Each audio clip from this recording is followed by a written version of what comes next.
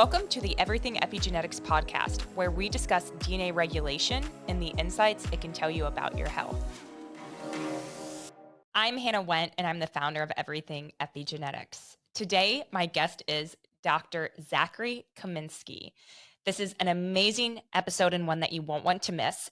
Zach is an expert in all things epigenetics, of course, but as it relates to suicide, PTSD, and postpartum depression, all which will be the main focuses of our chat today.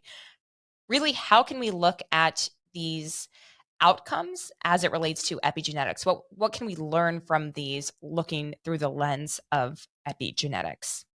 A little introduction to Zach. He received his PhD from the University of Toronto in 2008 and trained in one of the first labs studying epigenetics and psychiatry.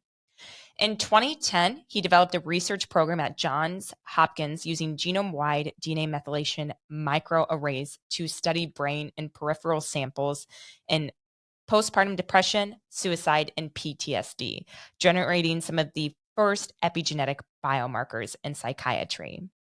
His research program also develops artificial intelligence-driven natural language processing techniques applied to social media data from Twitter, which we'll also be discussing today, for the purpose of prediction of future risk to suicidal thoughts and behaviors. His group currently is also developing and evaluating novel digitally delivered suicide interventions leveraging these technologies. As a member of Suicide Prevention Ottawa, Zach is involved in the implementation of suicide prevention initiatives for suicidal youth in clinical populations. He is super driven and passionate about his work. I'm excited to hear your feedback and your thoughts on this episode. And now for my guest, Zach Kaminsky. Welcome to the Everything Epigenetics podcast, Zach. Thanks for being here with me today. I'm excited to chat with you. Yeah, it's a pleasure to be here. So I gave our listeners, a brief introduction. I pre-recorded, put that in the beginning of our episode, but I want to hear it from you. I'd love to learn a little bit more about your journey, where you ended up, how you got to where you are today. So can you just talk a little bit about that, how you got involved in this space and the studies you're doing now? Sure, yeah, absolutely. It's a bit of a circuitous route that brought me to epigenetics, but effectively, I think I have to rewind back to the beginning, which is that I met a girl. I'm in Japan teaching English, who was Canadian, and we fell in love. And in moving back I'm from Baltimore, Maryland originally. I learned that you can't just move to Canada from the U.S. if you want to.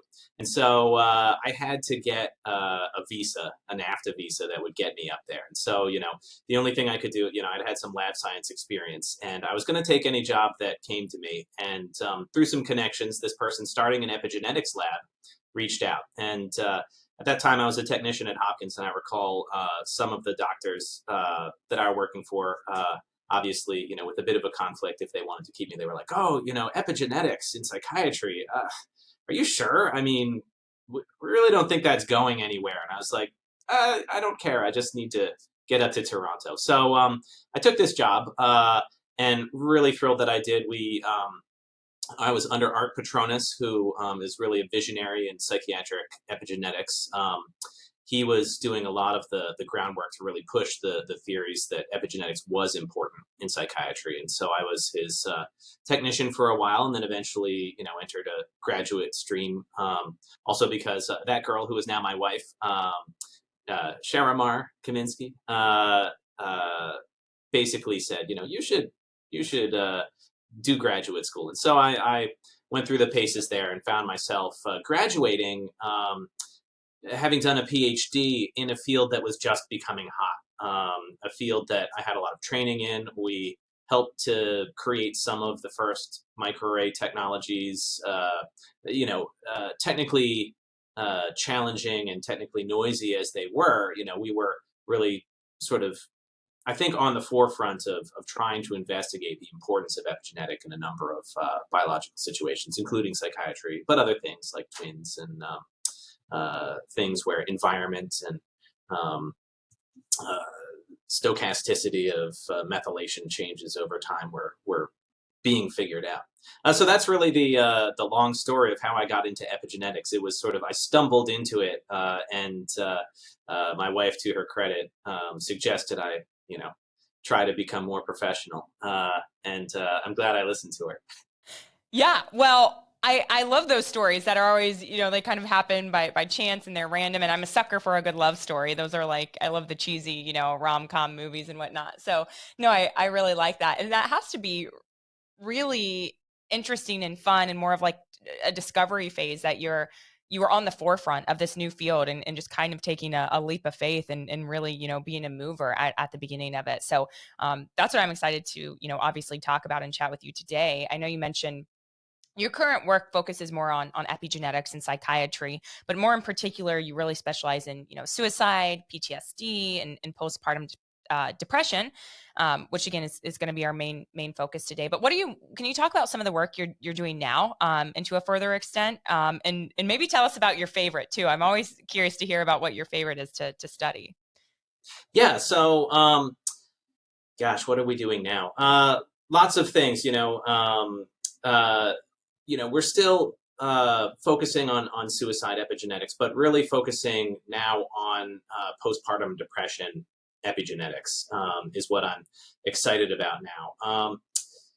You know, with epigenetic changes being so variable and being influenced by changing environment, the really trouble with studying epigenetics is that a lot of the times the disease has already occurred. People are already under treatment, right? But postpartum depression is one of those few psychiatric diseases that you know when it's likely to happen, which is after giving birth to a baby, and so that gives you an opportunity to uh, measure the blood or whatever you want to measure with epigenetics, whatever tissue beforehand. And so, I'm really excited about working on that because about maybe 11 years ago or 12, we discovered a set of epigenetic biomarkers that were prospectively predictive of postpartum depression. Right now, I'm a co-founder of a startup company, Dionysus Digital Health, that's trying to really market these biomarkers, bring them to the forefront, make them useful. So that's exciting because I remember a decade ago or whenever when we first published this. I was a younger scientist then, and those were my first like news appearances. Postpartum depression biomarkers discovered, and I was at Johns Hopkins as well, my laboratory there. And when you're at a place like that with a lot of clout, when you announce a discovery, you get a lot of press. So here I was thrust on the world stage, making news articles come out, and basically they're like, "Well, when is the test going to be?" And I had no idea. So, but we've been studying it now. Continue to expand our understanding of this for like the next 10 years. We've done a lot of replication studies. We've done neuroimaging with these biomarkers to try to get into the brain, so to speak. We even have some interesting human models where estrogen has been knocked down with a pharmacological agent, and then our biomarkers predict who's going to get depressed after that happens. It's really exciting. That's unpublished data, but we'll get it out there eventually.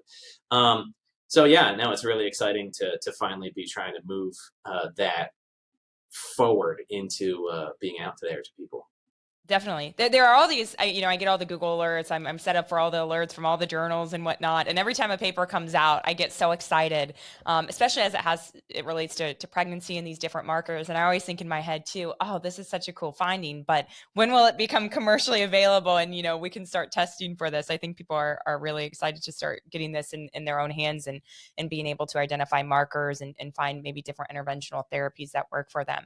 So I found it interesting too. I know it's rather obvious, but like you said, the timing for the postpartum depression, that's nice. Epigenetics is a good way to measure it because obviously, yeah, we know when that's going to happen. But in my studies and kind of what I spend my time looking into is a lot of the interventional trials with epigenetics, and it's really hard to say, okay, when do you get the peak effect from the intervention, and then number two, how long does that intervention last? So it's really hard to time obviously you get a baseline, but the after kind of epigenetic test. So I think we just need more and more of that, and we don't know until we start to measure. So that can be a little frustrating in the field. Yeah, and it's not cheap to run, if you want to serially test things. I have a collaborator who does sleep research, and, she was saying, oh, we could do like circadian rhythm. And, at first you're like, yeah, we could do that. And like, I have samples from, multiple time points, of the day over multiple weeks. And like, I'm just thinking, oh gosh, this is going to be really pricey. Even if we use, pyrosequencing, the least expensive sort of methylation assessments. Yeah, it's cost can be prohibitive when it comes to these sorts of technologies, especially with genome-wide technologies that are a bit more agnostic, but give you a better chance of finding whatever is real. Yeah, definitely. Yeah. And the interventions I was kind of mostly hinting at or thinking about in the back of my mind are like the stem cells and the exosomes, because then it's like all about timing and kind of the type and differences. So it can become very, very pricey and hard. Well, you're a specialist in this space. So, and I want to hear it from an expert and dig a little bit further into just why is it important to study these subjects, the postpartum depression, the PTSD, the suicide, what, by looking at epigenetics, what can we learn about those through that lens? Or, I know that's rather obvious again, but would rather hear it from you as an expert. No, it's a great question because I think we need to back up and think. All right, yes, why epigenetics? And the big why, which I think has remained constant for a little while, is because there's hope in epigenetics that we'll find something that we haven't found elsewhere, right? So by contrast, pure genetics, looking at DNA sequence, that had a lot of hope behind it when the genome was sequenced, and then NIH spent millions upon millions of dollars trying to do genome-wide association studies and saying we're finally going to understand and solve these diseases like schizophrenia, depression, and it hasn't really panned out. Those are they're complex non-Mendelian diseases, and as my supervisor back in the day, Art Petronas, the visionary, would say these not complex non-Mendelian features having twin discordance, for example, just having age of onset be right after puberty, or onset like postpartum depression after hormonal fluctuations that happen during pregnancy. Typical genetics can't explain that, but the epigenome really sits at the intersection of genes and environment. It can be modified by the environment. It can be changed by the genome, and so I've always liked to think of it as the um, most measurable common underlying denominator of both the effects of nature and nurture, right? So by studying epigenetics, can we find things that we haven't been able to find before? And so, I set my program about doing this in when I started my laboratory at Johns Hopkins, in also looking really for biomarkers. There's sort of two sides to using epigenetics. One is understanding the etiology, which can be confounded by the sort of cause effect nature of the fact that these things can change, right? So if you're studying people who are depressed, they're likely on antidepressants. We know that these can change, histone deacetylase, histone deacetylases and methyltransferases that in turn can affect other epigenetic marks like DNA methylation. So is what we're finding, causative of the disease, or is it a consequence of treatment or of the disease itself? So epigenetics is challenging in that way, but it also can be modified by a lot of these epidemiological factors. These factors, like being small for gestational age, is associated with a number of mental illnesses, or having early life trauma predisposes to depression and suicide, or PTSD, maybe a little bit different depending on the timing of that trauma, and in complicated ways. So it's a complicated thing to study, but with the right samples and thinking carefully about all of these potential confounders, and where does my data, what is it going to be telling me? What is it useful for? It allows you to really ask the question, is epigenetics important? And so far, we think it is. So we've found a number of really, replicating interesting findings. I should mention replication, is another important thing that didn't necessarily happen a lot in psychiatric genetics, but we had a finding in suicide at the SKA2 locus at SCA2 that has since been replicated in a number of different papers. I think there's at least been now something like 10 or 11 independent papers. Some of them may have been from us, so maybe it's only like 7 other papers, but a lot. And I have to say, as a scientist, it's great to have that external replication because it lets you know, okay, there is something to this. This is really not likely to be chance. So Yeah. Yeah, that validation work. No, I think that was beautifully put and explained. So thanks for that explanation. I really do think epigenetics is, the new frontier, the new genetics, this revolution that we're seeing. And yeah, the challenges along the way, I think, is what makes it really fun. We're going to run into that in any type of field. I think there's 28 million different methylation markers in every single cell type. So, we don't know what we don't know. We're still learning. And I think that's what makes the possibilities really, really unique with this field, as you were hinting with the genetics is more stagnant and didn't have a lot of replication studies there. So you led me right into my next question, though. I was going to ask you about that study, wanting to focus on your work more in the stress and the suicide realm. So you really focus more on these mechanism of actions too, which I think is really unique about your work. But that paper, I'm going to name the title, is Stress, Vulnerability, and Epigenetic Variation of a Suicide Biomarker Gene, Molecular Regulation, and Neuroimaging Consequences of the SKA2. So what did you do there? What does that mean? And maybe describing that SKA2 to the listeners as well. Yeah, sure. Yeah, so SKA2, SCA2, for easier pronunciation.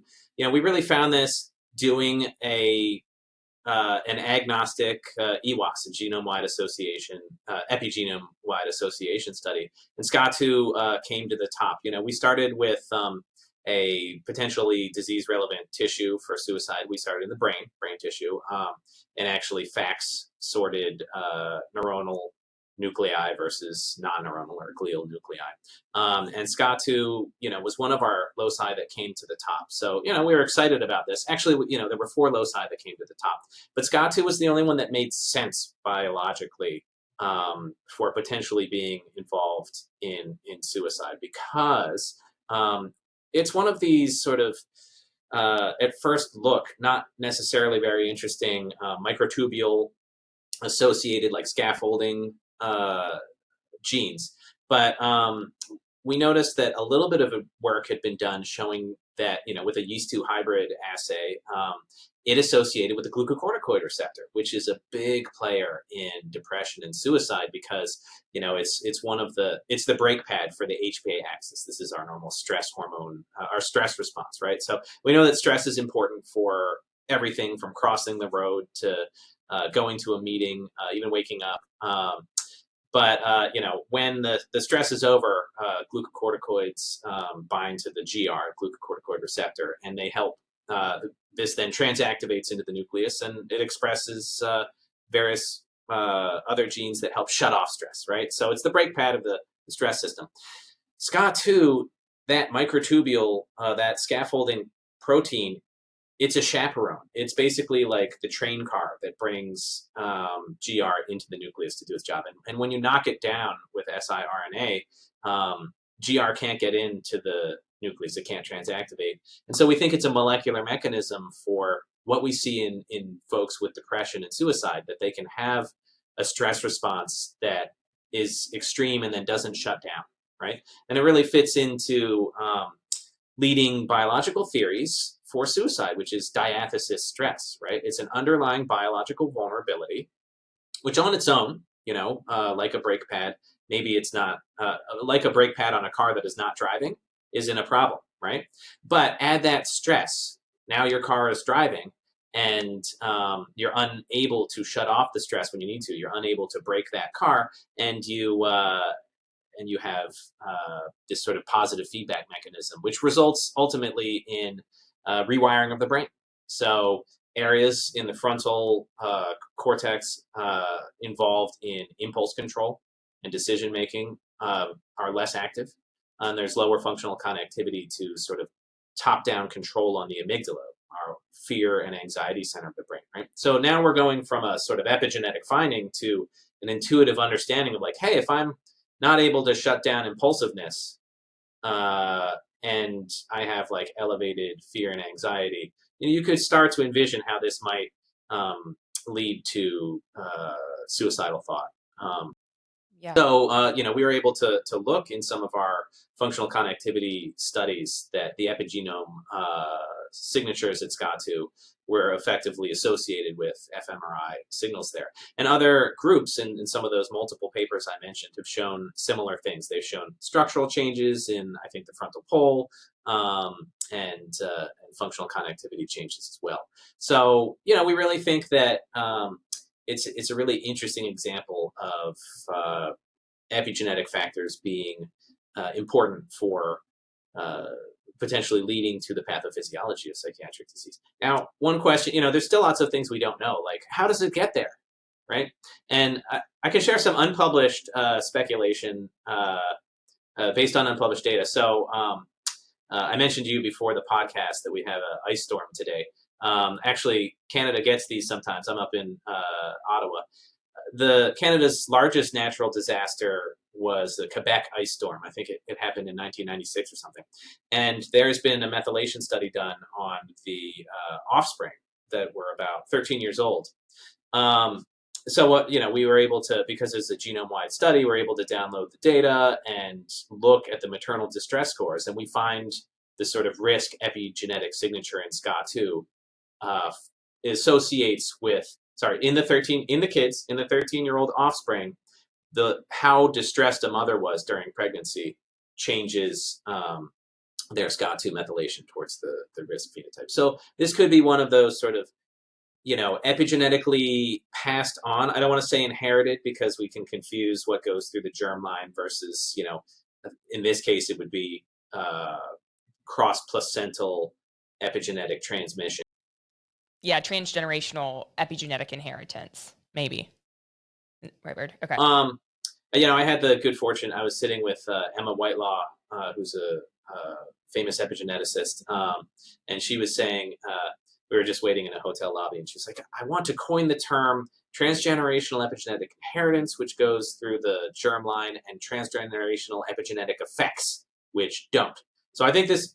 So anything like early life trauma is a transgenerational epigenetic effect because it goes through. It's a mom could be depressed because of her epigenome and then pass that to her kids by being neglectful during a developmental period, or generate enough cortisol during pregnancy it crosses the placenta that epigenetically reprograms the child. So those are the transgenerational epigenetic effects according to Emma Whitelaw. I don't know if it took off or if anybody else calls it that, but yeah, I don't know. Yeah, I know Dr. Michael Skinner out of Washington State University. He does it in mostly animal-based models, the transgenerational epigenetic inheritance. But I like the effect, the one where I think it's called something else too, where it's not passed through the germline. But I like that. I'm gonna have to look more into it in her work.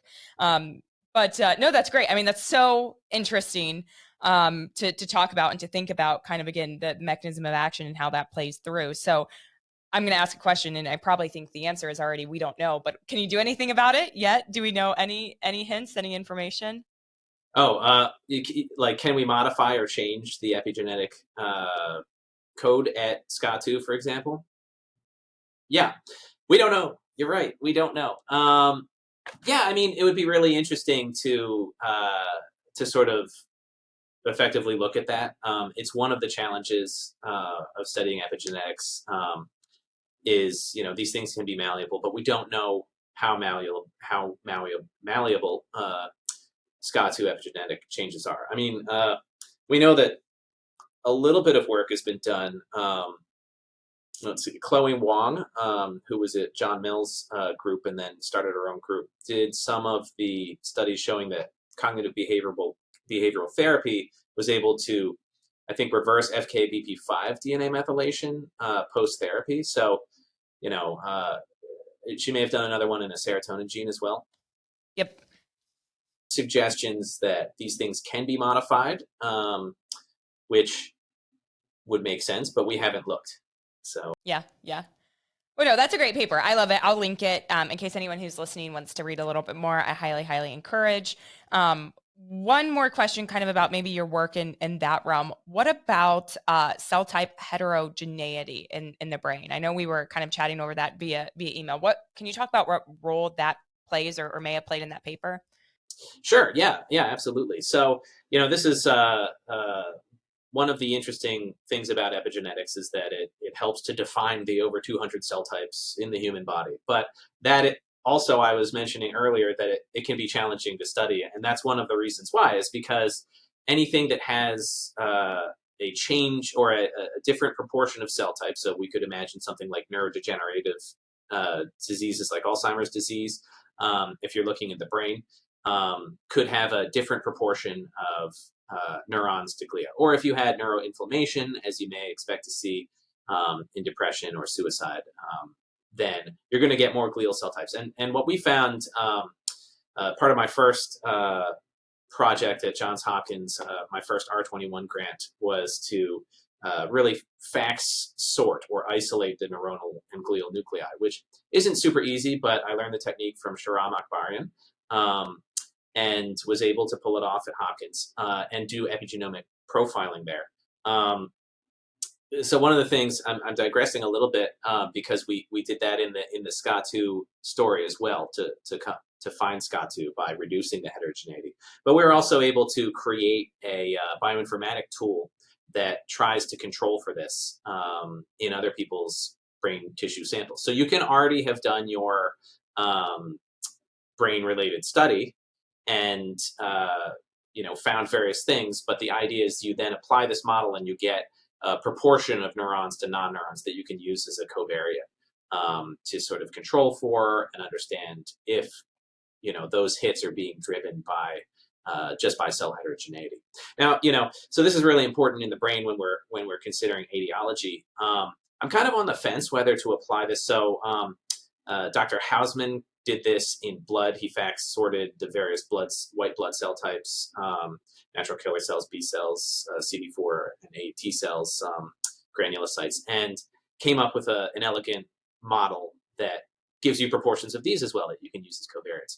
But I mentioned earlier, there's we can look at etiology for psychiatric diseases, or we can try to leverage biomarkers. And I'm always on the fence about whether to apply these covariates first when I'm looking in blood. And I usually don't. And the reason is because if I just want a biomarker, if I want something that is indicative of that disease state, in a lot of psychiatric diseases, that's inflammation. And so we may expect to see differing cell profiles due to this sort of underlying disease pathophysiology. That's why we would see it in the periphery. And so I don't want to necessarily normalize that away. I need to be cognizant of that and check, hey, I found these interesting genes. Are they just because of cell type heterogeneity? But at the end of the day, if that gets you a blood test that allows you to test for a disease, then that's fine. You're sort of in good shape. So again, being cognizant of cell heterogeneity is always important, but you don't necessarily always want to just normalize it away without understanding if there's an effect that you can glean as a proxy for something going on in your disease of interest if you're doing a biomarker study.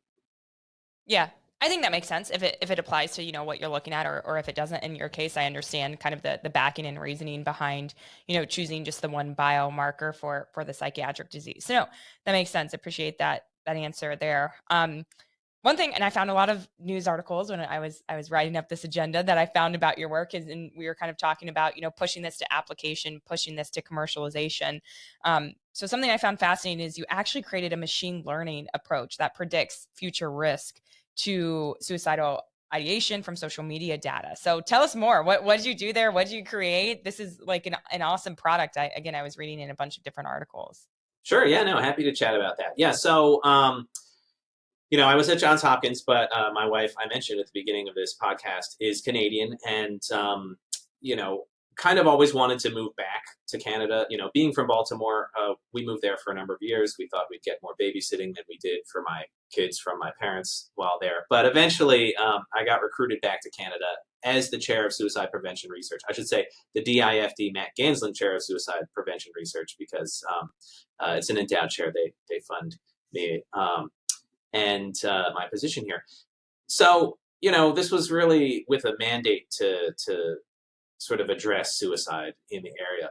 And I was thinking of that stress diathesis model that I mentioned earlier, where you have an underlying biological vulnerability, like a brake pad for the stress system might not be working, but it has to meet a time of stress. That car has to be driving. And so how do we measure that stress in real time? I didn't think that epigenetics alone was going to be enough. So I set about delving into a bit of natural language processing work. I love to code. And when you're between two institutions, there can be a gray period where you haven't started one job and the other one is kind of winding down. So I use that as a bit of a sabbatical to learn natural language processing techniques in Python. And so what this does is it takes social media posts, anything text-based, and it converts it into a number of scores for concepts related to suicide, like hopelessness. So so we use Twitter data because it's convenient and public. How hopeless is this tweet? What is the burden score for this tweet? Is this a depression-related tweet? What number between 0 and 1 is the sleeplessness of this tweet?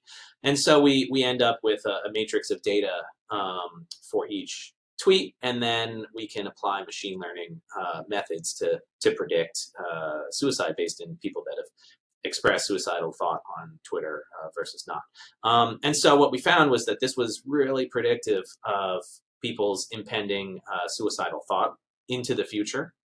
So the machine learning was able to pick up a pattern that preceded people expressing suicidal thought on Twitter. And we were able to look at suicide attempts as well, which is a more severe form of suicidal behavior. So we know that more people think about suicide than act on it, and more people act on it than die by suicide. So being able to predict suicide attempts as well was really quite interesting. Because Twitter data, you can sort of go back in time. You can sort of look at these profiles ahead of time. So you can look for, I'm coming out of a suicide attempt. I was at the hospital, and you can look at the patterns before that.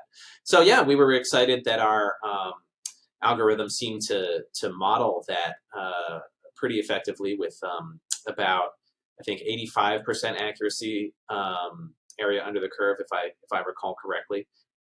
So that's about, I think, 85% sensitive and something like 80% specific for suicidal thought. Yeah, so that was an interesting technology, and because it's digital, you can do it pretty cheaply and quickly. Yeah, very cool. Is it still being used today in anything, or are people using that then? Yeah, so in my role here, we're trying to think of neat ways to use this. So I've come up with a couple ideas for a way that you could have a suicide intervention app where you could have these scores and you could share them with trusted confidants, and then if your score was ticking up, those confidants could reach out to you. One of the things with suicide is it's a low base rate event. Even suicidal thought is a low base rate event, which means that no matter what, there's going to be a lot of false positives. Even like a perfect test, 99% sensitive and 99% specific, with 11 suicides per 100,000, that means 1,000 false positives. So we're not sending anyone to the hospital based on this. But if your friend saw this data and they reached out and they asked you to play basketball, that would probably be a pretty tolerable intervention, right? And we know that connections are protective. So, can we leverage this in a way that's smart for the field? And does having that future risk allow you to act at a time when you don't necessarily need crisis response? You just need a few more of those protective factors. That's the theory, at least, and we'd like to be able to use it that way. Yeah. Well, I love it. I think that's great. I think we need more assets like that, somewhere to start and build off of it. So I like the apps and things that you're thinking of creating and moving forward with. So I'm gonna have to follow along there and see what you come up with. I'm gonna switch gears completely. I appreciate your chat with me about the suicide and the PTSD based model and how that's already pushed to application with your Twitter application there. So I want to move the conversation more to the postpartum depression. I know we chatted a little bit about it in the beginning. You have a lot of work there. You have several papers that investigate how DNA methylation biomarkers can predict both antenatal and postpartum depression. So can you describe just a little bit more in detail, some of those studies and what you found there? Yeah, absolutely. So, we've talked a bit about the challenges of studying epigenetics in peripheral tissues. And so, to try to get around this, the way we started this study was to start with a mouse model. We actually had cannulas of estradiol in the mouse brain in overactimized female mice that were there for about a normal gestational period. And what this is doing is it's modeling the rise in gonadal hormones, the rise in estrogen that would happen naturally in women who are pregnant. And so we're able to do some epigenetic profiling on tiling arrays to really ask, where does estrogen change DNA methylation in the brain? We know, estrogen receptors are steroid hormone receptors. They recruit all these epigenetic modifiers, histone methyl transferases and deacetylases, etc. So, reason to believe that estrogen would change DNA methylation. We saw big changes. Then what we did was, in collaboration with my clinical collaborator and friend, Dr. Jen Payne, who used to run the Women's Mood Disorder Center at Johns Hopkins and is now doing that at University of Virginia. We looked in women in the blood when estrogen was high. And what we found was a really interesting relationship. At the loci where estrogen changed DNA methylation in the brain, there was more epigenetic change in the women who were going to get postpartum depression, right? So she had a prospective study, and we knew who was going to get depressed and who wasn't, but we had blood from third trimester. So, there was this correlation suggesting that women who were going to get postpartum depression were more sensitive to estrogen epigenetically. And so then from there, we just followed that with, we should be able to leverage this. And we were able to use some machine learning methods to boil this down to a set of loci at TTC9B and HP1BP3, which prospectively predicted risk with about 80% accuracy. These genes are pretty interesting. So HP1BP3, we know it's involved in cognition. At the time, we didn't know, but like I said, it's been 10 years. And other people have done interesting work. So they've knocked it out, and they've knocked it out in pregnant mouse mothers. And when they knock it out, the pups die because the mom stopped taking care of them, which is really interesting for a mouse model. Mhm. Knock out a gene and they stop taking care of the pups. And so we also know with TTC9B, there's been less work done, but we know one of its close homologs, TTC9A, if it's knocked out and then you give estradiol supplement with estradiol, the mice become very anxious, and there's changes in serotonin signaling in the dorsal raphe. So seems to make mechanistic sense. If we go back to HB1BP3 for a second, one of the things that we haven't published on yet, but we were funded by NIH to do a prospective neuroimaging study. So we've got functional MRI at 2 and 6 weeks postpartum. And what we see is that the biomarker levels associate with changes in functional connectivity in areas of the brain associated with maternal response to infant Q, right? So what does that mean? It just means that if your baby's crying, and you don't have postpartum depression, you respond to that, and it's healthy for the baby to do so. Whereas postpartum depression, can result in a failure to sort of clue into those cues and maybe not act, which in turn becomes very epigenetically damaging to the baby. We know that this can change the epigenome and lead to later life psychiatric, stress-related comorbidities. And so, we think that the biomarkers are really interesting in the fact that they're basically potentially changing the functional connectivity, or at least associated. They're just marking these areas of the brain. We can't say they're changing. But I think it's an interesting example of going from mouse brain to human blood and then back to the brain. And I should, I'm going to stop here but I'm going to say real quick, I think it's important when doing epigenetic studies not to stop at those, case control associations. I think it's really important to have, you know, other endophenotypes, be they neuroimaging endophenotypes in your tissue of interest, or be they epigenomes, in the brain, or even just cortisol levels. If you know cortisol is important for the disease, if you have a set of 500 loci that come from your first EWAS, run it through, do an EWAS against those endophenotypes, and take the ones that cross-reference, because that's how we found replicating loci.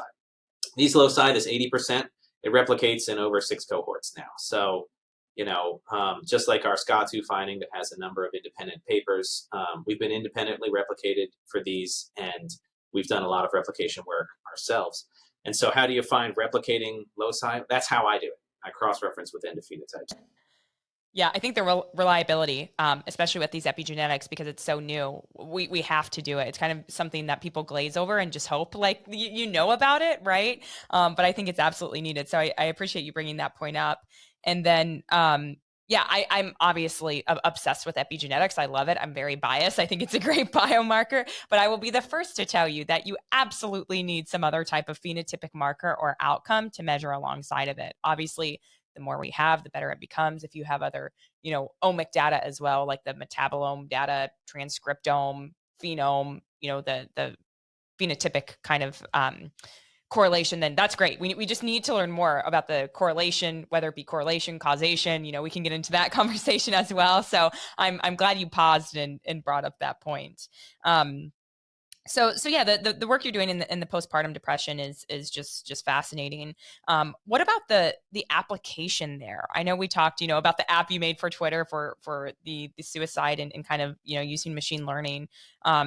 Do you imagine that being commercialized with the work you're doing there, or what do you think that would look like? Absolutely. Yeah. So, I think now with a decade's worth of replication, this just keeps working, and we are hoping to be able to really combine the digital and the epigenetic technologies to be able to predict risk in women. So, um, you know, predicting risk using the epigenetic biomarkers basically entails using a blood sample taken during pregnancy, and then we can prognosticate risk using the models that we've created over the years.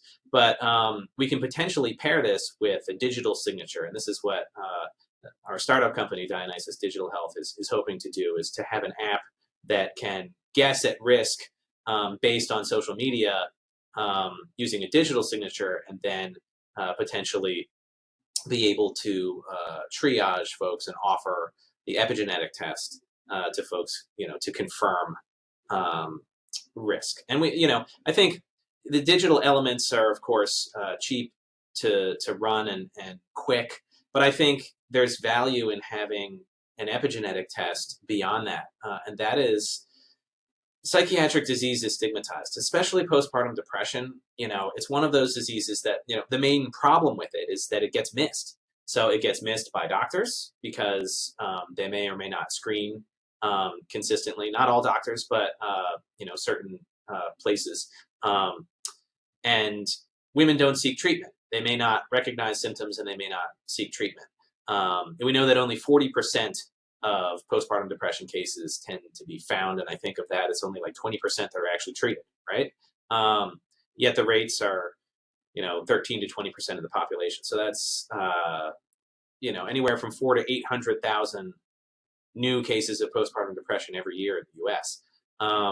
And so, only 20% of that is getting treated. So, what if you had a blood test that said, "Hey, watch out for this," right? Would you think, "Oh, I'm just not sleeping," or "Oh, my partner is just not sleeping," or "Hey, didn't that test say you were going to be at risk? You should watch out for this. Could this be depression?" Go to your OB at your 6 week post giving birth screen and ask to be screened, right? Um, this is what's not happening, but we think that a blood test could prompt this. And I should also add that companies are coming out with new postpartum depression treatments that are allopregnanolone analogs that are really interesting. Like brexanolone is on the market, which is an infusion, and zuranolone, I believe, is uh, you know, on the frontier. It's going to be coming. Sage Therapeutics, I believe, makes these. So, there's going to be new therapeutics that could be paired with understanding if you're at risk. Whether or not you can take those beforehand to never get depression, or you just take them when you get depression, I can't speak to that at this point. But there's lots of potential, so we're excited. Yeah, yeah. I'm excited too. I'm excited for you all, and again to keep following along. I think we'll just see that part of the space boom, with pregnancy. It already really is in fertility, and then the pregnancy, and then after pregnancy as well. So I think we'll start to see a lot of those hopefully assets and resources be available.